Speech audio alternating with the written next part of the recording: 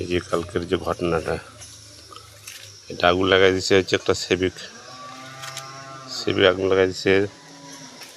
এটা হচ্ছে গাছের গোড়া একটা, এই গাছের গোড়াটা কাটছে কয়েক বছর আগে, এই গোড়াটা কাটছে, এই ফলটার মধ্যে কাটছে, কিছু হয় না। আমরা বাড়িতে ছিলাম না, আইসের দিকে আগুন লাগাই দিচ্ছে, ঠিক আছে। এই সেবিকের অত্যাচারে দেখেন কী অবস্থা দুনিয়ায়। তারপরে এই যে বাড়িতে আরও ভাঙচুর করছে, এই যে ঠাকুরের ঘরে একটা বেড়া একটা ছিল সেটা ভাঙছে, আমরা কিছু জানি না। তারপরে এই যে একটা রান্নাঘর সেটা ভাঙচুর করছে, দেখেন বুঝছেন।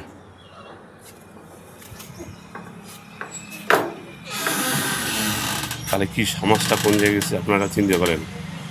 এই সেবিকের অত্যাচার, বুঝছেন, পাশে বাড়ি সেবিক, এই দিনের পর দিন বছরের পর বছর এই চলছিল, কিন্তু দিন কিছু করি না।